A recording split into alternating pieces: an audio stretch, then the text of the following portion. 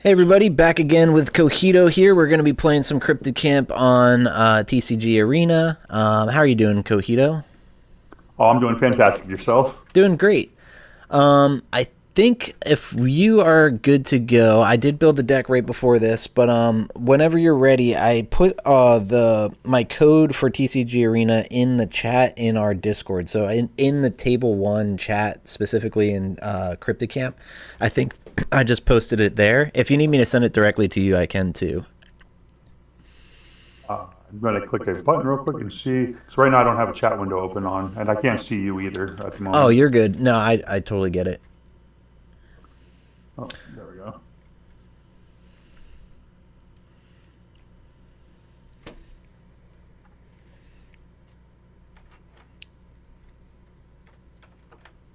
But I did make some quality of life improvements for Cryptid Camp on TCG Arena, so I do want to kind of go over some of the things that have changed that'll hopefully be a little bit more intuitive slash helpful.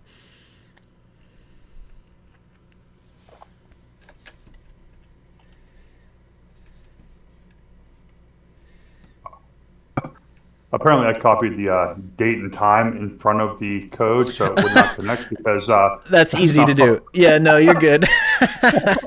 Been there. All good. All right, sweet. So we are all set. Let's see. I'll start a new game. Do you have your deck loaded, or is there any kind of deck stuff you want to do prior to starting, or are you good to go? I am all set and ready to go, buddy. Sweet, sounds good. Then I'll hit start a new game. We'll disable the sideboard, and we'll figure out who goes first next. Oh shoot, I forgot to load my deck. Oh well, we'll do another one for this one. I'm just gonna go with my classic, my favorite deck for this game, and then the next game I'll do my new deck. All ready? All right, and then we can mulligan. Got a lot of high cost cards here. Can't really make that work.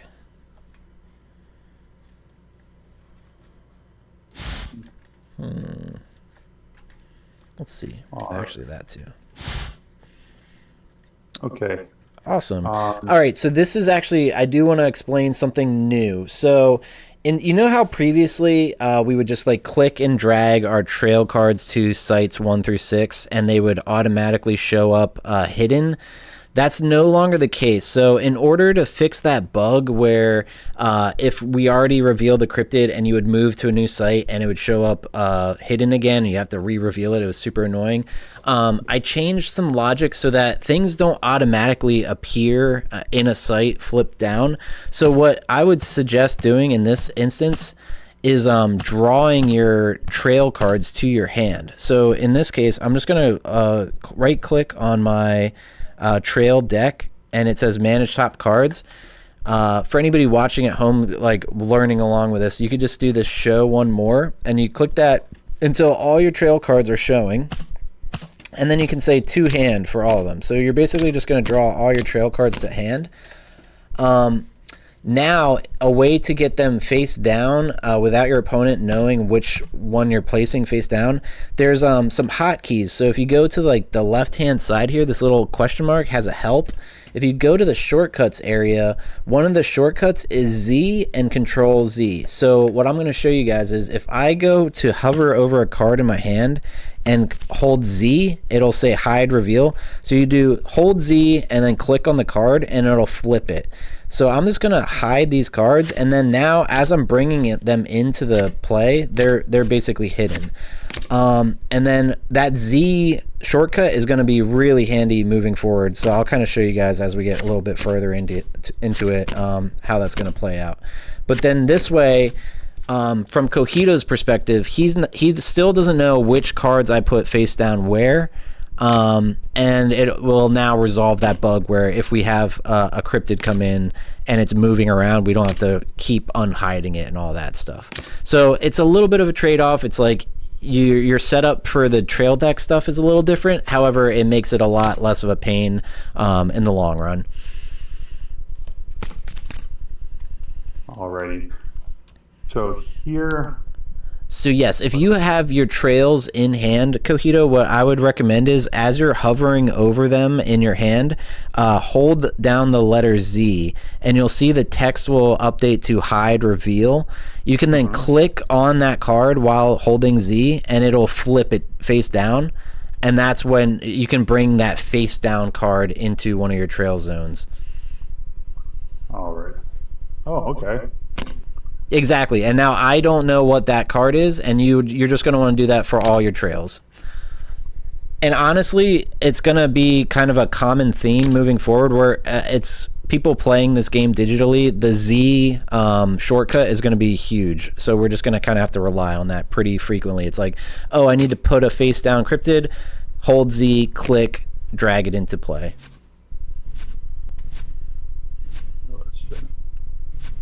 So 1, 2, 3, 4, 5, 6. I need to draw a card. So when I was doing my initial hand, I thought that I built this deck in CryptidCamp.cards, brought it over in the TCG arena. Yep. But like how you just had your lantern set to the side, mine was still in the deck for some reason. So I had to Weird. So I didn't realize I had one card that one of my lanterns in my hand when I saw it.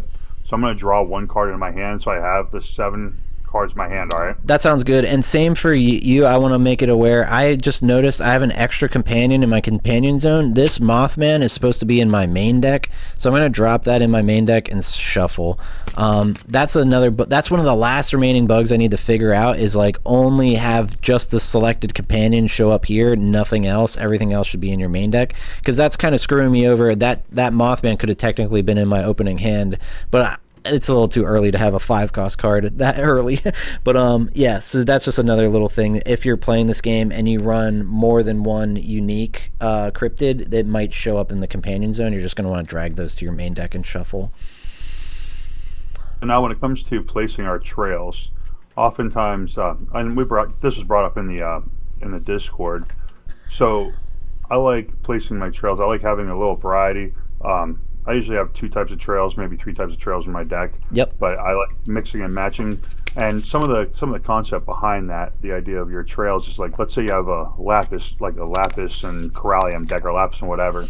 If you have cards that have swimmer, you tend to have them in the back row. So you want to have you might want to put your like say what's the water? It's delta. One? Yep. You might have delta back here, so that when someone is searching or exploring and they flip that, it makes your swimmer stronger, and then your swimmer can go after this one here from my side over here and use that extra boost. But you might have some cryptids like say Obsidian with Bloodsucker, and then you have them up here, and you want to have a cave here. That way you're getting the boost on top of the ability from Bloodsucker or whatever like that.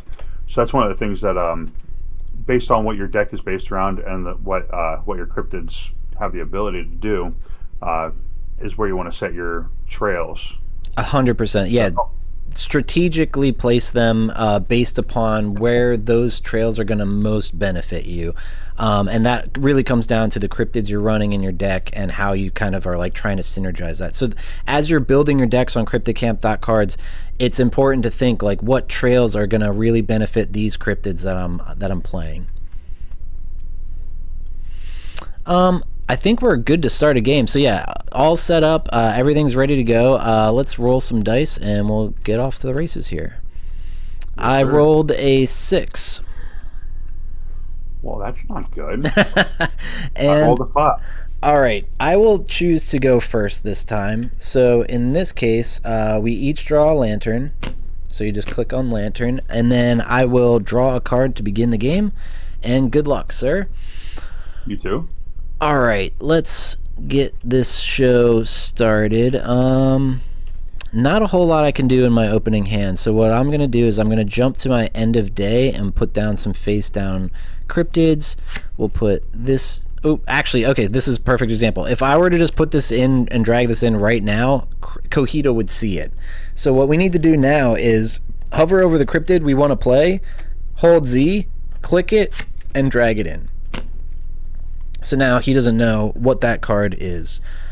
So yeah, it's a little bit more tedious, but it's kind of more realistic with how we play the game in real life. You do just basically do exactly this, flip the card face down and then put it there.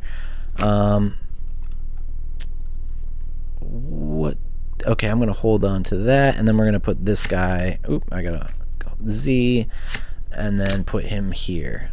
That's all I got for you, and I will pass my turn. Alright, so we automatically draw, we flip a lantern. Yep. Nice. And, well, let's see, we're gonna... Oh no, here we go. Wish fulfilling jewel, and we can search our deck, and we want to find a card. Now, the wish fulfilling jewel is very powerful. You can use it for pretty much anything. Yes. But oftentimes it is used for the cards. Where are you?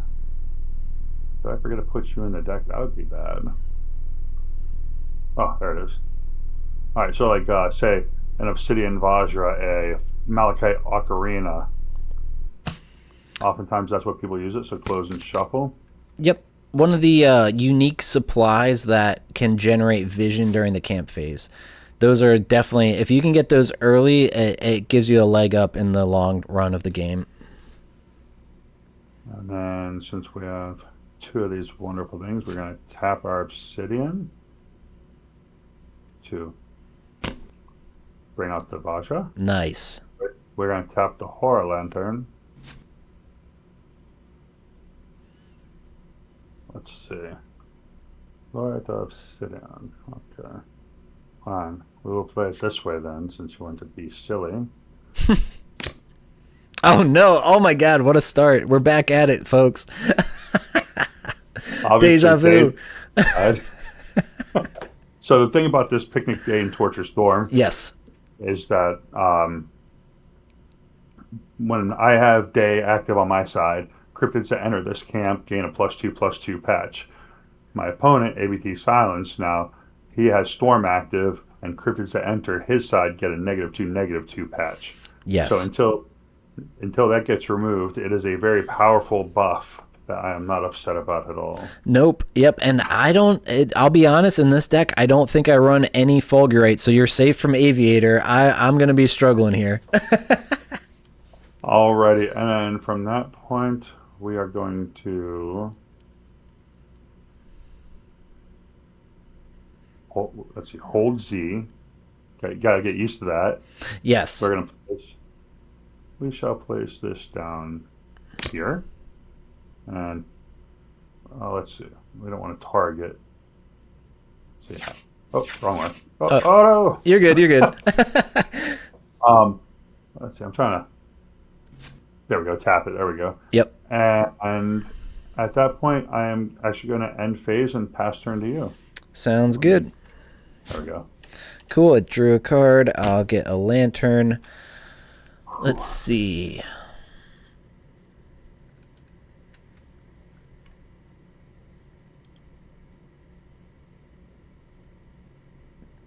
Interesting. So I'm just trying to see how can I show the card to just me. Okay, so you can right click on a card. Like if you forget what your face down card is, you can right click on it, go to the visible by, and then do only you. But when you're done, you're gonna put it back to no one. Interesting. Okay, then I think what I'm going to do on this turn is tap 1, 2, one of which being Fluorite, to play Reveal. Yep, there we go. Oopberder, which has Flyer. If this card is removed from your discard, you may place a +2/+2 patch on it. So this guy's getting a -2/-2 right out of the gate. So we're gonna put that on him. Not great. Cogito is tapped out though, so I need to take advantage of this. So when it comes to strategic moments, because Oopberder has Flyer, I'm going to go to Adventure Phase and have Oopberder explore over into this site to have that card revealed. Revealed, and I'm not paying for it. Yep, cannot be paid for it. So that will get discarded. Trying to see if let's see. Oh, and there is a shortcut for discard. If you hold D in the same way we're holding Z, if you hold D and then click on the card, it should send it right to it. Very nice. And then this trail would get flipped, and I will earn 1 evidence. I'll move to my end of day, and I'll put this. Oop! I gotta hold Z. I know I'm gonna accidentally start revealing stuff, but there we go. We'll put him down there, and I think that's all I'll do on my turn. I will pass over to you. Alrighty. So now here at this point, we are going to draw a lantern. Now, as we said before, he has a 1 revealed trail. We need a total of 3 for him to win the game, along with 10 evidence. So Yep. that's a good step to start. And from there, let's see. You know what?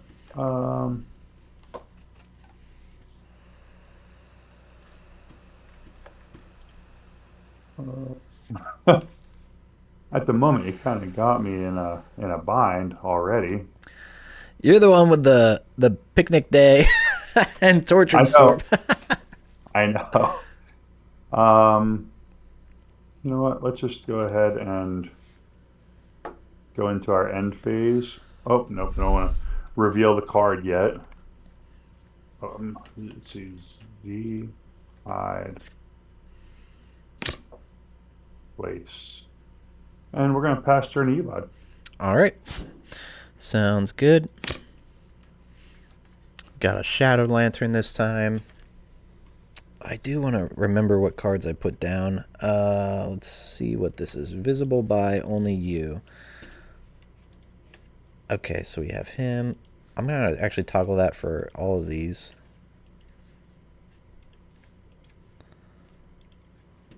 That's actually pretty helpful. Okay. Your trails. Yes. Gotta think this through, because for anybody watching, I don't want to bring this guy in quite just yet. I think what we're going to do is this. Yeah, we'll do... Oh, wow.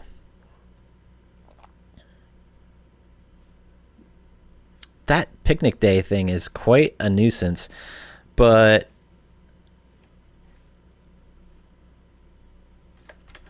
Nope. Yeah, we're not going to do something fancy quite yet. We're going to do 1, 2, one of them being obsidian, to reveal a El Verde entity, which has raid 1. While in a camp that contains a rival cryptid level 2 or lower, this cryptid's raid has -1. So that's good. So, like, in the event, let's say Cogito flips this cryptid and its cost level 2 or lower, if my El Verde entity gets destroyed in Cogito's camp, it would be raid 0 at that point, meaning Cogito earns no evidence for defeating my El Verde entity in his camps. But if it was raid 1, raid X is how much evidence you'll earn once you defeat them in the opponent's camp. So in this case, I think we're gonna try this out, because this is the first time we're really messing with raid, and kind of why I threw him in here. I think what I'm gonna do is I'm gonna move to adventure phase. Before anything, I'm gonna have Utberdur use its action to explore diagonally here. Normally, you could have Utberdur go here, but I'm literally swinging for 2.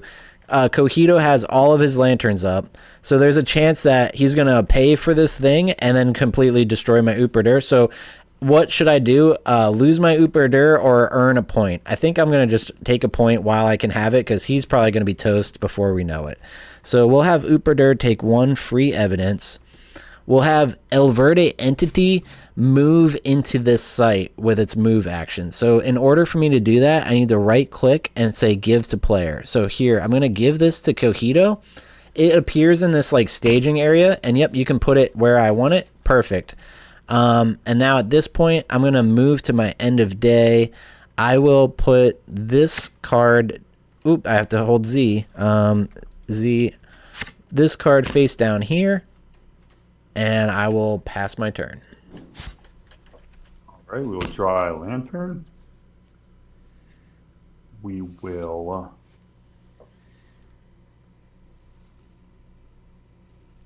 let's see. Gotta see what that card is again.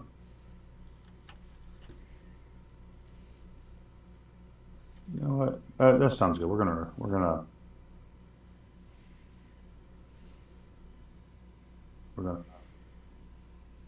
reveal. We're gonna Oh no, and he's got 3. So I still am raid 1. pay for him, and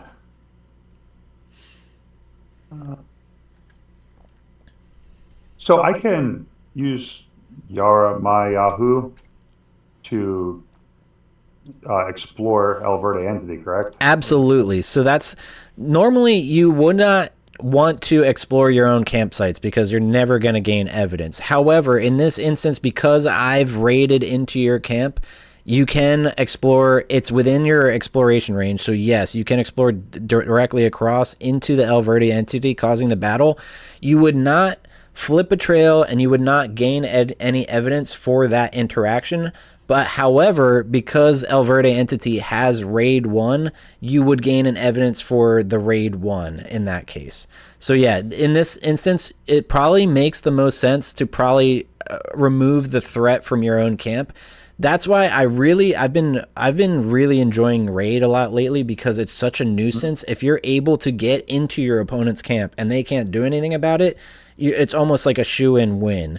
But not necessarily either, and that's the payoff of raid too, is like it's a risk reward thing. You're putting a lot of risk out there because right now if your Yaramaha kills my El Verde entity, you're earning evidence just based off of raid. Not only that, but if this cryptid defeats a lower level cryptid, remove its damage, make it an ally, and give it Sanguivore and Bloodsucker 1. That's the yes. I forgot that's Yaramaha Yahoo's whole deal. So yes, that really helps your deck out. That's actually perfect, and he's also Obsidian, so that's playing in your favor as well. So we are going to explore, and we are going to defeat him. Correct.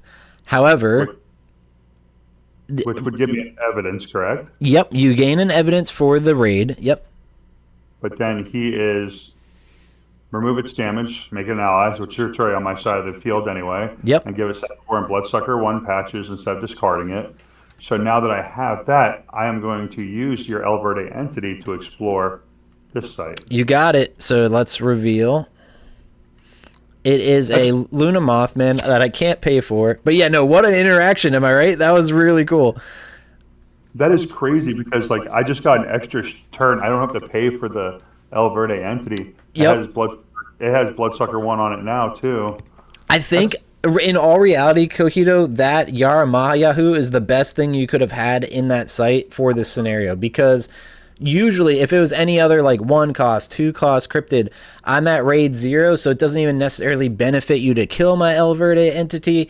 But in this case, not only are you earning the evidence from raid, you're recruiting it as your own cryptid and being like, yes, do my bidding. Like Bloodsucker's cool as hell. That's crazy. And my Yarama Yahoo should also have. Now it keeps its +1/+1 patch, correct? Or is it only during the battle phase? I believe. Actually, that's a great question. Gains +1. If it gains it, I believe it keeps it. Remove it. Yeah, I would think that. Yeah, that would keep that. I think that was really awesome for the gameplay video to show that whole interaction. Just agreed. Ridiculous luck, and I don't even think I ever really paid that much attention to that half of the Yara Yahoo. Me neither, actually. And in the same vein, I've never seen raid backfire in that capacity. That was really cool. Correct. So, all right. Well, with that, we're going to go into our. I messed up. I messed a step that I should have done. But I was meant to put him in defense mode. So that's another thing. Everybody watching and learning along with the gameplay, you really, in this game, you kind of need to think strategically, turns ahead, or like things that like, because there's going to be moments where you're like, had I left this card in defense mode, I would have stopped them from gaining evidence. And it's like, you're trying to really think ahead in this game. And that's another reason I really enjoy it. It's a thinker. It's definitely like you're put in a very complex math problem trying to figure out how can I get out of this alive. And for since you guys can't see what's on my board, so I have this Obsidian Vajra here, right? Mm-hmm. I have another one of those, and I was waiting for a lantern with quartz. So specifically with quartz, I was going to put the quartz paintbrush out. Ooh, yeah. next turn. Yeah, which in essence, all that would have done is give me one extra quartz lantern for this turn. But we'll use it next turn, so it's not really a big deal at all. We are going to go into our end phase, where we are going to place an entity down, and then he's visible. Sorry, I got to do the Z thing. I did the Z thing, and I totally forgot to hit the hide part. Oh, you're good. So that's something that yeah, holding the Z doesn't work. You got to click it to hide it. So just so you guys know, but apparently that's an Ophanum. We're going to put that in defense mode, and we are going to pass turn to you. Sounds good. That's another thing I updated too is you know how we like to tap the Vajra and like the paintbrush when you use it. When you pass turn, those will untap too, kind of like how your lanterns untap. So it's just like all taken care of for you. So I like that a lot. Oh, that's neat. Got a lantern over here. We're closing in on, once you hit 5 lanterns, you can usually play your companion, but there are other companions out there that are higher cost. So let's see.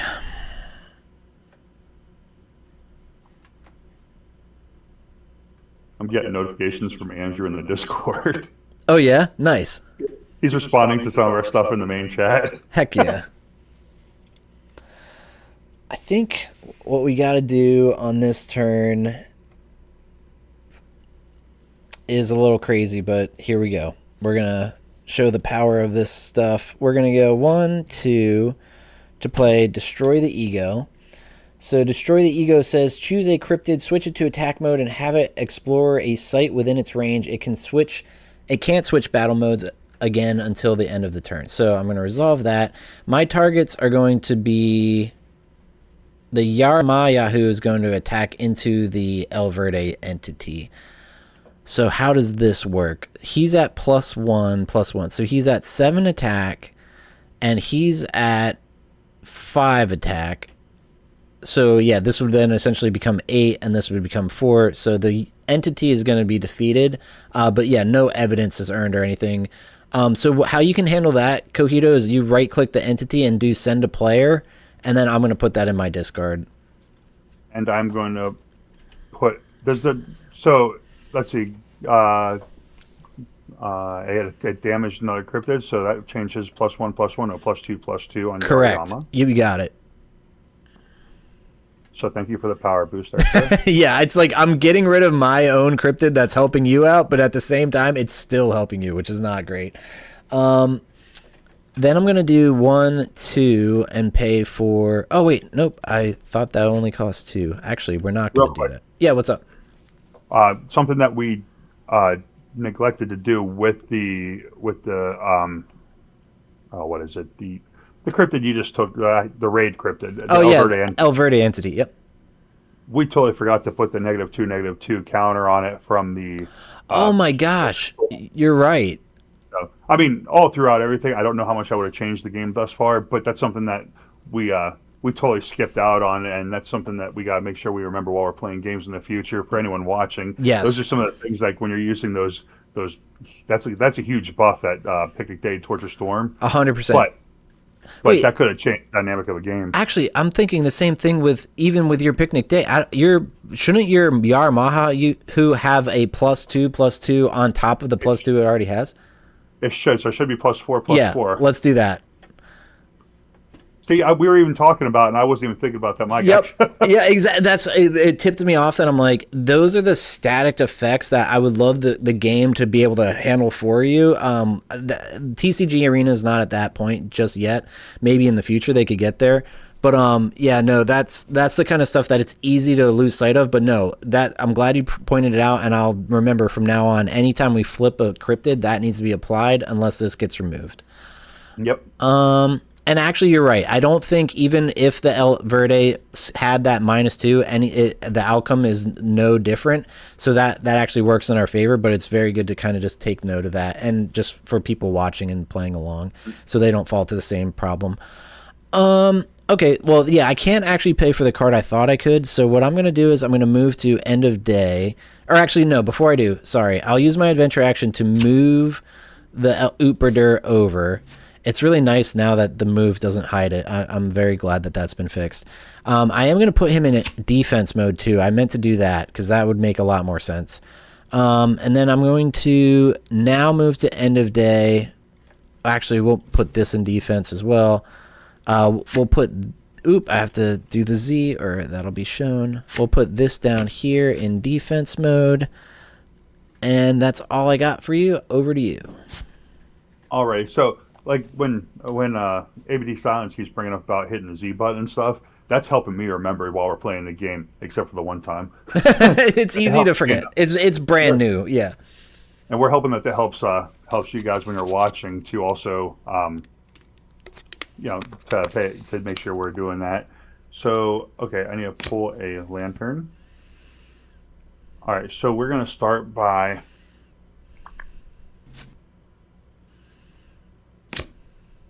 Yep. Okay. Nice. We will use our actually, you know what? Let's go ahead and reveal that. Yep.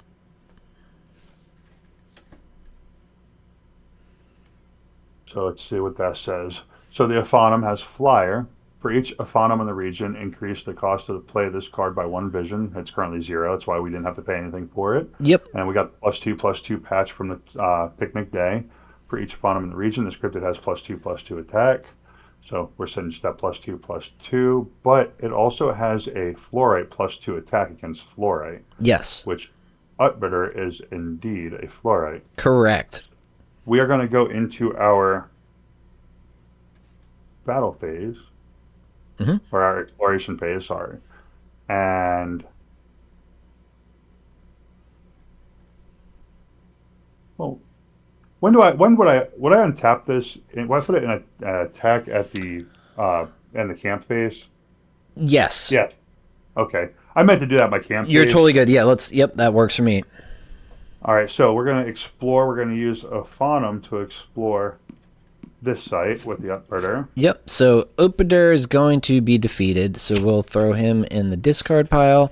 This is already visible, but you will earn an evidence.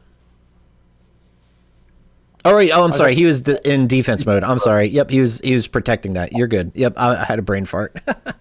And then we will use Yarmaru, Yagai, to explore this site. All right, we will reveal. It is a trap. I am actually going to pay for that. So what does this guy say? It's been a minute since we've done a mantra of impermanence. The camper of the trapped cryptid must choose one of their cryptids and discard it. If this trap is encountered on an obsidian trail, you may pay 1 additional obsidian vision to choose a cryptid in the region to be discarded instead. So yeah, unfortunately, it's not on an obsidian trail, and I wouldn't be able to pay that additional fee anyway. But in this case, you now must choose Cogito. Are you discarding your Yahoo or are you discarding the Ophanim? Makes a lot of sense. Yep, he was free. So yeah, that's an easy one. But and then the D button, hold D to discard. Yep. All right. And then that will, I think the trail still gets revealed. However, you don't get the evidence because of the trap. Correct. And then we shall go into our end phase where we will hold Z, hide the card. There we go. And we're going to put this one here. And we shall do the same with this one. Oop. I'm going to put this one. Let's go ahead and reveal it real quick so we can double check what we're looking at. Yeah, I've been actually, when I do that, I right click, do visible by only you, and I just leave it that way, and then it just shows the exclamation marks. And you can leave it that way for all of your cards. That way, it's just like at any given point, you know what those cards are. It's just hidden from your opponent. And I think for funsies, we are going to set this one here. And I'm going to pass turn to you, good sir. Sounds good. This is a really close game. I'm going to grab a lantern. Like, It's only 2-1, and we are already each at 5 lanterns. That's kind of crazy. Usually I feel like the pace is like it's going faster, but like we're kind of like countering each other pretty well. I think it's about to ramp up fairly quickly, though. I concur with that assessment. One way or the other, it's gonna ramp up. Yes. All right, I think I know what must be done, but I'm scared. In fact, yeah, I'm still scared. That's crazy, dude.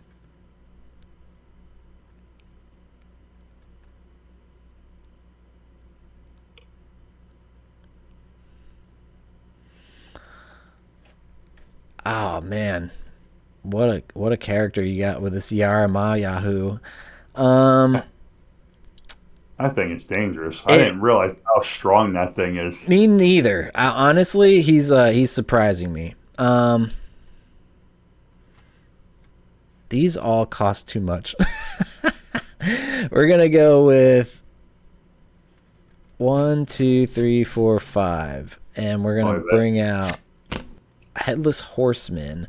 He has Swift, so that's what allows me to even be able to do that. Play a card from your hand. Normally, that's not a thing. You have to have them come in face down, and then you'll be able to play them. But Swift says, can be played from your hand into an empty site.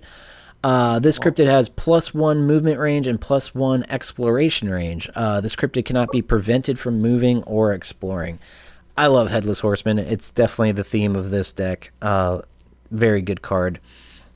However, doesn't really help me because Yarama Yahoo with Bloodsucker +4 to 6, they're at 10 base attack, but they would get the +1 from Bloodsucker, meaning that would be at 11. I would get the -1 from Bloodsucker, meaning I'd be at 10, and I would lose this battle if my Headless Horseman goes to battle with Yarama Yahoo. So I'm scared of that. Yep, and take control of it. That's cannot have that happen. I'm actually afraid it still could happen if you were to flip spaces. So I need to, I think, take out this card. Yeah, I think that's my only move right now. So my goal is I'm going to move to adventure phase. We'll have Headless Horseman explore here, and we're going to hope for the best. Let's go ahead and reveal our Chupacabra. Oh, Lord. Oh, wait. I'm sorry. I forgot. Oh, wait, and I have minus. Hold on. -2. Yep, I have -2. Yep, good catch. And +2, which 6, 7, 8 to your 9. Plus the +1 patch, -1 patch, 10 to your 8. Yep. Which explored. I'm definitely paying for this. Yes. So let's see. Cryptid defeats a cryptid with a -1 patch during the exploration phase. You may explore. Ooh, that's cool. Wait, so how? I don't think that's only on your turn, but that's still really a cool effect. I was just reading her out there, but yeah. So we're just gonna do that, and we're gonna let you defeat your own cryptid there. No, dead. All right, so he's. I actually think I need a new token now to kind of like indicate if a cryptid belongs to another player, and I'm not sure what icon I should use for that, but I'm gonna try to do that in the future. Where I'm gonna use the sadness token for the time being. I don't think either of us are running fluorite. I mean lapis, so I'm just gonna put that on there, and that's just gonna indicate that this Headless Horseman is yours. I don't get control of it for El Chupacabra. That's the Yarama. Oh my gosh, my mistake. I totally thought that was the case. Yep, it was Chupacabra that defeated him, so he is just straight up defeated. Damn, that's crazy. Oh, and I gotta change that to a +3/+3 patch. Yes.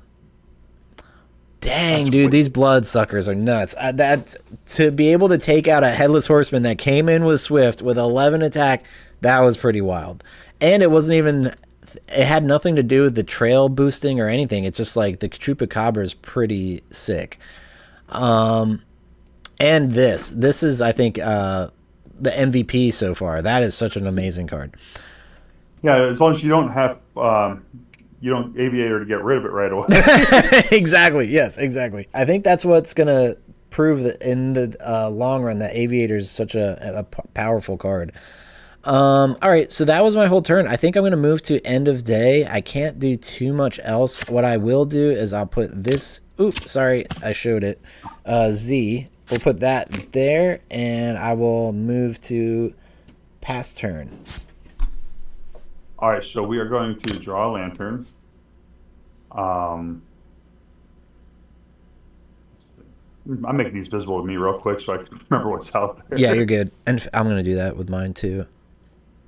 All right, so we are going to start by, let's see, what is this here?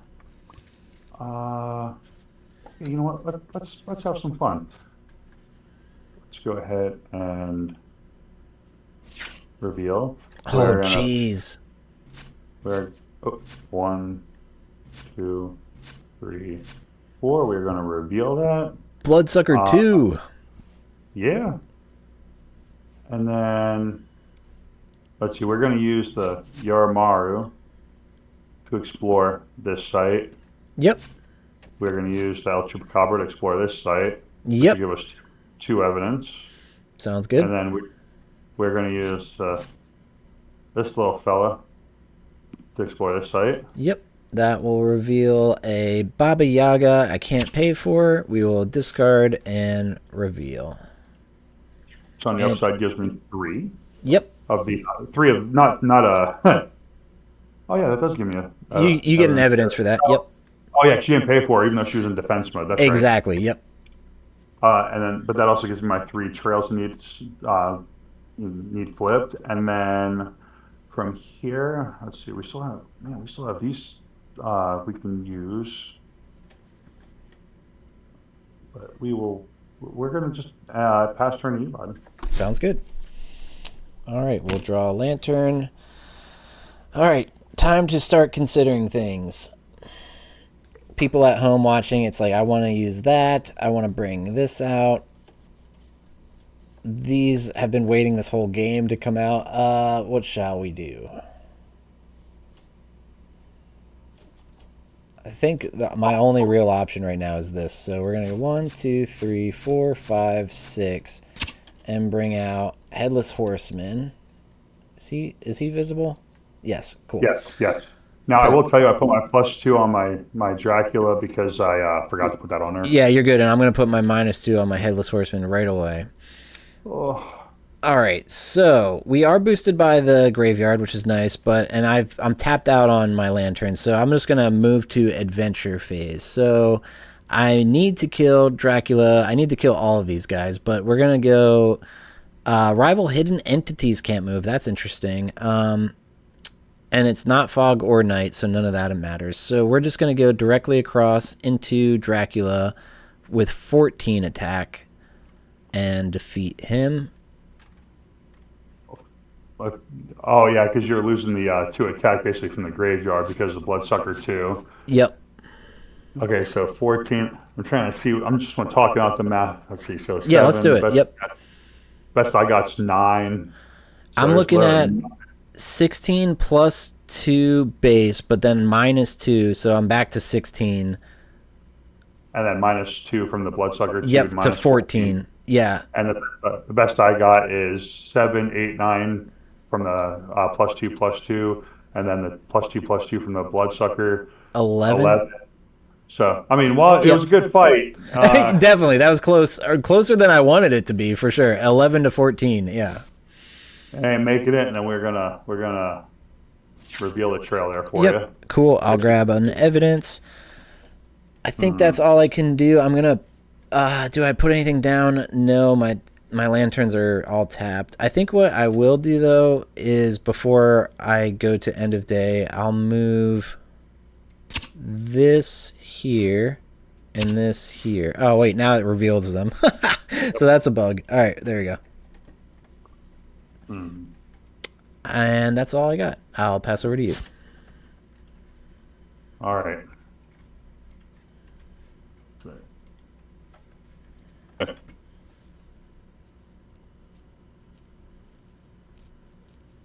I'm working on. I got to figure out some kind of gameplay because you're killing me here, Smalls. Let's see. So this one's got 6, 7, 8, 9. Would give it 10, 11, 12. Ooh, I'm liking that because that's 12, and this would be 12. So we are going to. Yes. No, we're just gonna move this hidden entity up, and that's gonna be what it is. Let's see if I do. Now, if you move it, it reveals it, right? I just noticed that, and that's like totally an accident. I'm not now. I'm thinking it's like introducing a new problem, and I'm gonna try to figure out how I can handle that. Yes, it does. I'm sorry. Ah, I know that's really not okay. I do want to figure that out. because I had it set to just visible to me. I'm like, oh, maybe that's there. Well, you're probably not gonna check that site now. You know what I think is going to need to happen then, and that might cause more confusion than not. I was going to say you could send it back to hand and then bring it back out, but then somebody could be doing shenanigans where they're bringing a different card in. It's like, oh god, Yeah. I don't think that's Yeah. the workaround. Yeah. So, well, since that just kind of ruined my game plan there, we're just gonna put that back. Whoa, you just But moved it though, and it didn't change. How did you do correct. that? After we moved it, and let's see what it's set for. I don't know. Now it's doing it just staying face down. That's weird. Oh, well, that's what we want to see. Yeah, interesting. We'll have to figure that out after the game's over, I think. Agreed. Yep. But since we're not going to do that, we are going to instead, I think we are going to move Chupacabra over here Okay. in our movement there. I'm going to use Yaramarahu to explore Yanageta evidence. You got it. We are going to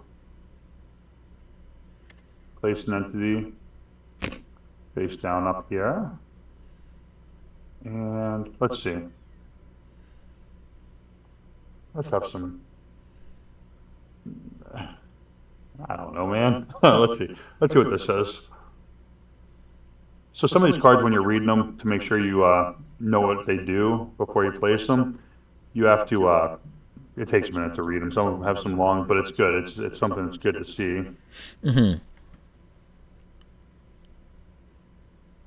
Makes for fun interactions.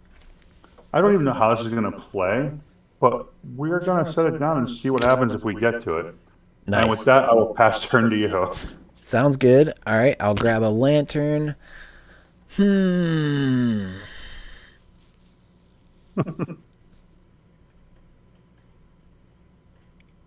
What's the deal with this again?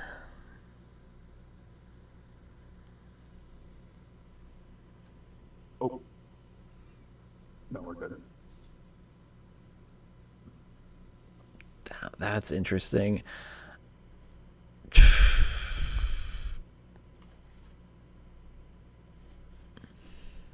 We're going to tap one. Play Obsidian Cabin on the cave. That's another thing I'll point out for people watching along is another shortcut that can come in handy, and this is a new one I've just learned today, is if you hold M on like a trail or a site, you can then choose it like the where a card is placed. So if you need it to be higher or lower than the others. So I'm going to put this, hold M, click that button, and then it put my cabin on top of the cave. So once you start having like multiple cards in a site, like a cryptid on a cabin on a trail, like I think the M shortcut will be helpful for that. Well, that's wicked. Yeah. The Obsidian Cabin. Oh yeah, it's really cool. I think then I'm gonna pay 1, 2, 3 to reveal Mothman. Campers must flip a coin whenever they attempt to explore the site. If the result is tails, the exploration is canceled, so that's pretty neat.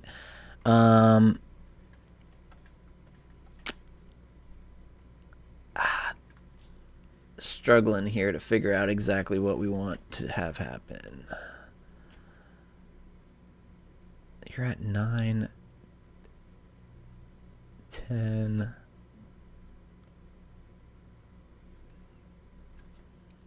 Pretty sure those two would kill each other. Yeah. Or, hold on, I need to do math again here. So, it's that patch, the +3/+3 patch, are those Bloodsucker patches, or are they just normal patch? One's from Bloodsucker, and the other two are from the Tortured Day, Picnic Day. See, that I think I almost need a way to distinguish Bloodsucker patches then, too, because the Bloodsucker interaction is different than just like a +2/+2 to their attack. If you does that make sense? Um, Because like I think the way that would work is if one of those patches is +1/+1 Bloodsucker, he would be at Bloodsucker 2, right? well, it says gains +1/+1 patch and gives -1/-1 patch to any cryptid it damages. Oh, then So, this is cumulative patches. yep. Yeah. Okay.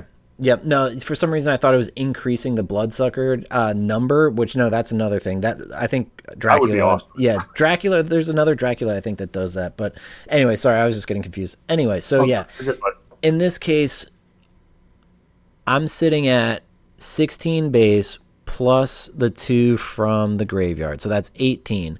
Then we apply the -2/-2. So I'm at 16 again. Then we're going 16 into a 9. But you're gaining 1 from Bloodsucker. And I'm losing. So you're at 10. And I'm losing 1. So that would be 15. So wouldn't that not be 15 to 10, or am I off there? Let's see. So Chupacabra has 6 plus 3 is 9, plus 1 is 10, plus the 2 from the cave brings up to Oh, 12. the cave, yes. And you have 16. Oh, plus, let's see, 17, 18, 17, 16 back from your -2/-2. -1's 15. Why did I think it was 12 earlier? I must have done something stupid and set myself up for failure. No, you're good. I was thinking this is just I think outbeats it by 2. Yep. Could be, yeah. So long story short, I was calculating that before I actually moved to adventure phase. Before we do that, I wanted to do 1, 2, and play Destroy the Ego. And I am going to have Headless Horseman go into the El Chupacabra with this. So we'll resolve the Destroy the Ego. Chupacabra should be defeated, and I will earn an evidence from Destroy the Ego, because we're technically exploring. Now I'll move to adventure phase. I'm going to have Headless Horseman go directly across for a free evidence, and then I'm going to move to my end of day, and I'm going to place, hold Z, put this face down here in defense. Do I really want it there? Yeah, and ooh, I forgot to move, but oh well, it's fine. I'll survive. We'll pass my turn. Draw a lantern. All right, so since you did that, we're gonna do 1, 2, 3, 4, 5. Uh-oh. Oh no. Yep. +2. He's a We are big boy. We are, however, actually going to. Okay, we gotta see how to do this. So Mhm. I'm gonna swap this over here, but okay, it didn't reveal it. So Good. this is getting moved over here because of this card's move stage. Got it. So now one has the +2/+2, bring it up to 15. Has +2 attack because it's going against Flora, which brings up to 17. Plus the +2 from Town brings up to 19 attack. Yep. And Flyer, let's see. And Day, all allied quartz cryptids have +4 defense. When Nice. allied, it doesn't matter at this particular moment. We're going to use the Kieran to explore this. Yep. He is Elim- defeated handsomely. That was amazing. And so you get an evidence for the exploration, but you also gain an evidence for defeating Headless Horseman, who had a bounty. All right, which brings us up to 7. And then I'm going to use Yarmayahu Mhm. to explore this site and see what we got there. Yes. Probably traps. It Eliminate some. is. It's a cryptid. It's a El Verde entity in defense mode. I can't actually pay for it. For some reason, I thought I had enough to pay for it. So he is defeated, and you will gain an evidence. Man, I want to take control of him. All right, that brings me up to 8. We are going into our end phase where I think this would be fun. So let's go ahead and Z hide, place this here, and we are going to pass turn. Sounds good. All right, we'll get a lantern. I'm definitely in trouble here, folks. Let's see.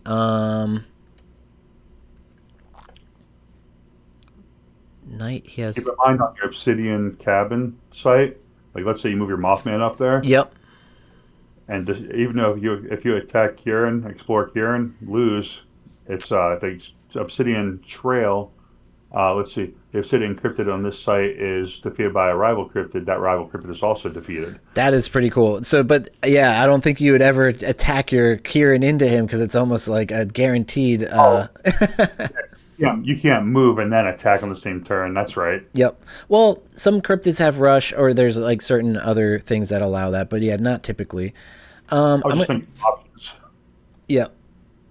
I'm gonna pay one fluorite, and we'll put a day and night into my environment. So we'll have night be active on my side. We'll pay 1, 2, 3 to reveal a Sentry Box Devil. 1, 2, 3 to reveal a Sentry Box Devil. Night, if this cryptid is discarded from the region, you may choose a rival cryptid and defeat it. So that's kind of cool. Oh, wow. Wait. Let's do this. I'm going to pay 2 to use my Shadow Lantern's effect. Switch on this lantern to choose one of your allied cryptids and discard it from the region. If you do, generate 2. So we'll be floating 2. I'm going to defeat this Sentry Box Devil. Because the Sentry Box Devil is defeated, I get to choose one of your cryptids and defeat it, and I choose Kieran. And that will gain me 1 evidence just because of the bounty. And I can't do anything with that floating lanterns, unfortunately, but what we will do is we'll move to adventure phase. We'll move Mothman up. I do want to use M and move him up to the front. So on your screen, does that show him on top of everything or behind everything? Right now on my screen, I see Mothman. I just moved him to the very front. So it should be Mothman first, cabin next, and then cave next. I'm going to turn my camera and show you what it shows on my side, all right? Yep. So I'm going to cover it for a second just because it's doing a thing. Yep. But it shows your cave, the cabin, then Mothman in the very back. Oh, see, so it's inverted. Yeah, so if I were to do it this way, hold on, let me on my end. You tell me if this looks more accurate. And then which is funny because that's actually the way that it was showing on my screen. Yep. Before you changed it. Interesting. Okay, yeah, so that it's probably going to look weird for your opponent, but yeah, if you want it to be arranged, you can arrange it however you like, people playing the game. But yeah, no, that does make it, yeah.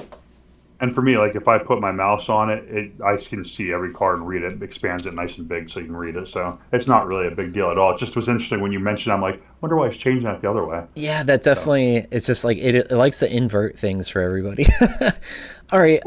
So we. If I wonder how that would look if we were on a spectator table instead of mine or yours. That's a really good point. Yes. Yeah. I do want to experiment with that for future videos. Yes, sir. All right, so all I did was use his move action to move up. I just can't decide before I do that if I want to put him in defense mode or not, because like I'm scared of your guy. I'm going to just because I just out of fear we're gonna make sure that, and because it is night, he gets a boost to defense. So we'll do that, and then the last thing we're gonna do is gosh, for some reason I thought Sentry Box Devil had Swimmer. I guess not. That must be La Llorona I'm thinking of. What's interesting about Sentry Box Devil, though, is other cryptids in this column don't have effects text. So that's crazy, meaning your Yaramayahu no longer has Bloodsucker because it's in the same column as my guy.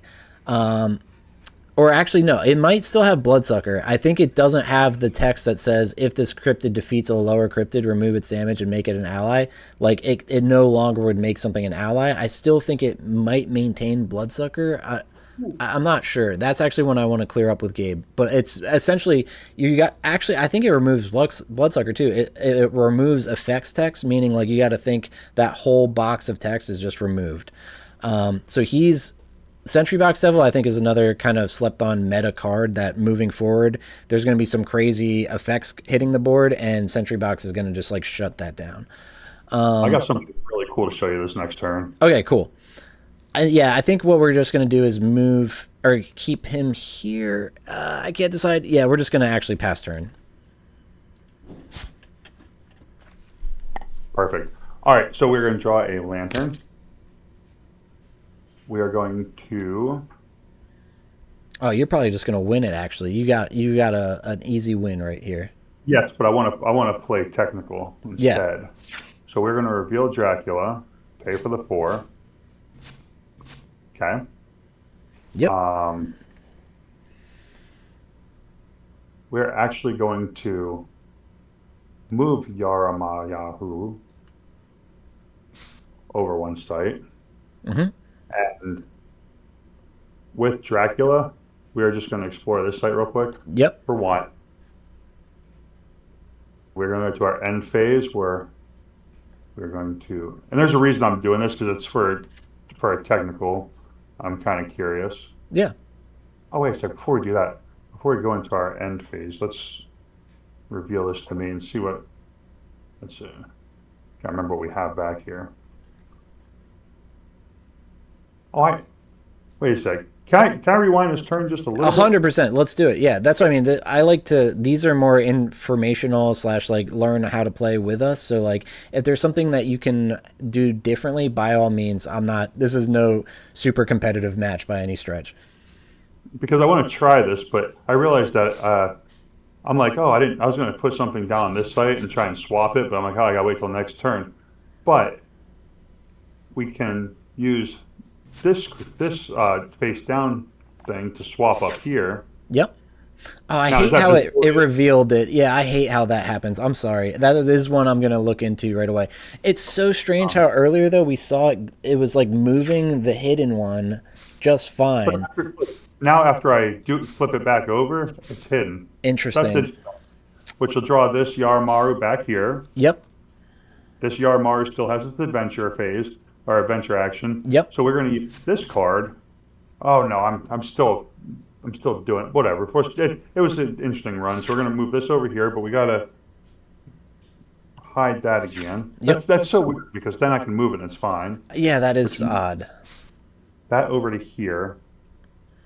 But now it has its stuff again, because it's not in the same column as Sentry Box Devil. Yes.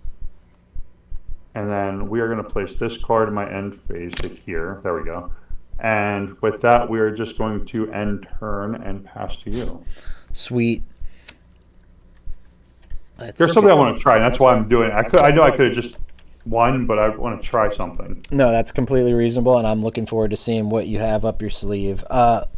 I only have 2 cards in hand, so there's really not a whole lot I can do to turn this game around, but I'm just going to mess around and try to do some stuff. We'll put Mothman in attack mode. We will tap a Horror Lantern and defeat my Sentry Box Devil, because it's all I can do. But when I do that, I will be able to defeat a rival Cryptid. I probably should get rid of Dracula, because like he's like gonna just get this last point for the win, and there's not much I can do about it. But I think what I will do is I'll defeat the Yaramayahu, just because he gave me so much trouble this whole match. All right, so with Yarmaru, what my game plan was with him? Yeah. Was, now all my spots are full over on my side, right? Yes. So the idea was to swap him up to this site, or no, I'm sorry, to this site here. Yep. And have him explore against Mothman, because he wouldn't defeat him. I mean, he would defeat him, but he wouldn't be moved to the discard. Yep. So I was wondering if that would give me control of him with a +1/+1 Bloodsucker and Sanguivore. Oh wow. But then I was like, okay, so then if that's the case, would he stay on that site? Because it doesn't say it has to move into my camp. So would it technically give it could it give it raid more or less by being in your camp now? Interesting. Hold on. So I'm playing that out. Let's pretend Yaramayahu is fighting Mothman. And I'll just leave him in this instance. So I'm sitting at 2, 7, just 7 attack. But the first thing that would happen would you would need to flip a coin. So let's just like, I think the way you would simulate a coin flip is just roll a 2. So if it's 1, it's head. If it's 2, it's tails. So go ahead and roll a 2 and see if you what you get. Flipped heads. So this says yes. I'm pretty sure that goes through then. Flip a coin. If the result is tails, the exploration is canceled. So no, this would go through. You would have 6, no boost, but you're actually boosted +4. Oh yeah, so you would defeat Mothman. In that instance, this is saying when an obsidian cryptid in this site is defeated by a rival cryptid, that rival cryptid is also defeated. So my Yorayama would be defeated. However, this Mothman would stay on the field under your control. That'd be weird, wouldn't it? That was kind of, I wanted to see how that would play out. Yes, I think because realistically, if this defeats a lower level cryptid, it's a lower level cryptid. That's not a lower level cryptid. This is they're both 3. Yep. Gotcha. So that only applies, and actually we might have got that wrong earlier. I'm not sure if that's the case, but it's regardless. But yeah, I think Alberta is a 2. It's a 2. Then perfect. Then we were golden. But yeah, in this case, because they're both 3, it would not apply. But no, I thought that would be a funny interaction too, where all of a sudden now this guy's yours, even though he was defeated. Yeah, that's pretty weird because of the trail. I think that's the reason I love Cryptid Camp so much, is all the interactions and like seeing how these kind of like card interactions can play out, and the only way you find out is by playing. So this is a lot of fun. I love through that interaction, even though we didn't actually get to it, because I think that helps a lot too with us, with other people watching and trying to learn how to play the game. 100%. Interactions. Then the last thing I'm gonna do is I can't do anything else because that was it. Or actually, wait, we defeated him with the sentry box level, so I can explore. What we're going to try here is, I can't go into Dracula because he's boosted. We're just going to go directly across here with Mothman and see what happens. Rosie, oh no, and you can pay for him too. So let's see, boosted by town. You have +2 attack. So you're at 8 attack. You need -2 on that Mothman. Oh, too. I do. Yes, I do. Good catch. See, that's I need that stuff to be automatic. That would be nice. So I'm at 7. -2 would be 5, but +2 for quartz would make it 7 again, and then +2 for cave would make this 9. This guy is at 8 +2, 10. You win. Yep. So then he is defeated. Wow, that's crazy. But so am I. Yes, because of the freaking the obsidian cabin. Correct. That's crazy. Discord. There we go. And then I will move to my end of day. I will hold Z. Evidence. What's that? Even though both cryptids were defeated, did you get your evidence yet? No. I think, is there a rule where you have to have a cryptid remaining in order to gain the evidence? I guess not. Nope, if both cryptids are defeated, you still get an evidence. Cool. Then I'm just going to put this here and hold Z. Oop, not what I meant. Sometimes so when it comes to evidence, so while ABTSilence is going through, when it comes to the evidence check, there are certain questions you have to answer. Finding evidence if all of the following are no. Is a site in your camp? No. Did your cryptid confront a defense mode cryptid? No. Was a trap activated? No. Is there still an entity on the site? No. So even though he lost his cryptid, because all those answers are no, he still gets an evidence. Perfect. That was really good to clear up. All right. Cool. I will draw a lantern. Go ahead. And what were you going to say? Oh, I was going to say, I just passed my turn over to you. You're good to go. We are going to, I don't remember what's here. Let's see. You know, it does, actually, yes, let's do it. You only to you, make sure that, okay. We are going to reveal, and we're going to pay for it. Butterfly people. Let's see. That's flyer. Do you have any CZOs in your discard? No. If you did, that's really nice effect. Unfortunately, I think I only have one CZO in this deck, so. And we're just for fun, we're gonna equip the Night Moth Scale Cloak to Dracula. That's awesome. Equipped to a chosen cryptid. The equipped cryptid has +4 defense and any positive battle advantages that would apply against it in battle or negative during the battle. Now that's cool because if we have positive against quartz, but whatever would have a positive against Dracula instead would be a negative, and it would be kind of like how Picnic Day and Torch of Storm could really change the outlook of a battle. Yeah. So we are going to use butterfly people to explore this site. Since there's no cryptid, nothing gets defeated. Yep. And that will win the game. GG. That was awesome. Okay. That was really cool. I feel like we saw a lot of cool interactions and a lot more different just cards in general. Seeing El Verde entity in your camp with raid for anybody else playing along, I'm sure that there might be questions that they have that it's like, how do I get into my opponent's side of the board? Hopefully this helped with like the whole like give to player. I think raid games are going to be the more complex kind of games because you're relying on your opponent to kind of do your bidding, being like, you can ping any card on their side, so you just be like, can you move that over here, and it should be pretty easy to orchestrate.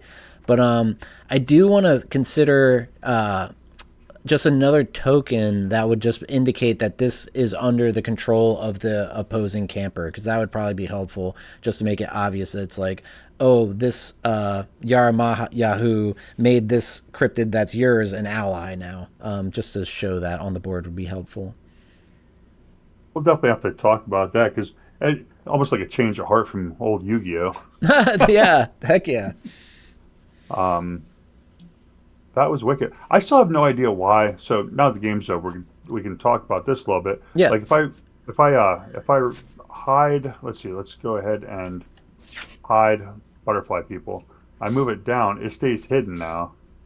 But when I first do it with it, something let's go ahead and do hide from the hand and place this down. So this card's just straight from my hand, right? Yep. Move it back one. It doesn't reveal it when you hide it from the hand. When you use the shortcut with Z, it seems to hide it. So let's try and move this to hand. Interesting. Let's cancel this. We're gonna see if that might be the magic that we're finding there. So now we are going to use the Z. Let's see, we're holding this.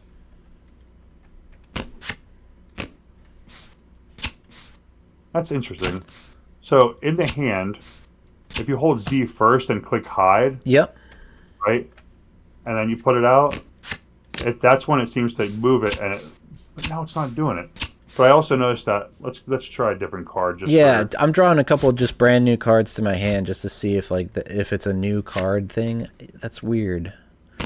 Well, what's interesting is also, and now it's not even doing it at all. But so when you have it in your hand, you know how if you're on it and you hold Z, it has hide and reveal, and then you click it to turn it. Yeah. You already clicked on it, and you hit Z, it flips it without. I mean, it's just a different way of doing the same thing, but that is very odd. That is. Because now I'm not even getting any of the cards to do it with switch places. Me neither. That's what I mean. It's like it might just be like a bug, but that could be very unfortunate timing in like a tournament if it's just like something we can't really reproduce. But I think the new strategy, or like when we come to teaching people how to play this game on TCG Arena, it's like get in the habit of using that Z shortcut because. It basically emulates what you would be doing in real life anyway. You kind of have to put those cards face down. So just getting in the habit of being like Z, click, now I'm putting it down. It'll just it'll make lives a lot easier. Another shortcut, I just found this out. If like say you send something back to my hand, if you're on the card and you hit H, back to hand. Nice. H, D, and Z are kind of like the main ones you're gonna use then. Yeah, D to discard, H to hand, and Z to flip.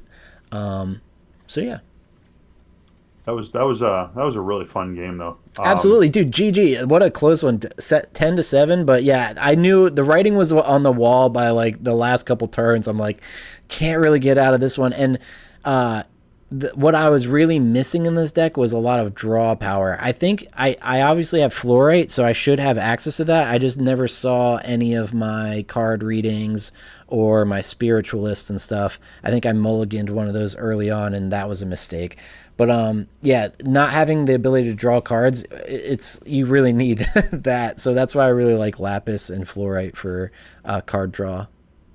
Yeah, that Nessie is dangerous, but I'll tell you something. Like this hand, I was having a hard like I wouldn't have been able to keep 10 cards in my hand, and Oh it didn't yeah, seem like either. This was not the deck for that. nope. It's that is really hard to do. Is like once you're at 10 cards and like the whole point of the game is you want to play cards. So it's like, what are you doing? Just sitting there for multiple turns doing nothing and just accumulating? Because like that's not going to help you either. So it's like, yeah, that's tough to manage, but. The way I was able to pull that off was, yeah, hitting those aviators and those sailors early on. That's, yeah, definitely helped. So my camera froze. I caught it with my foot when I was moving my foot. And Oh, you're good. Well, yeah, in fact, I'll end the video here and I'll send you that recording, but that was a great one. all right, that was a really fun game. I think that we did.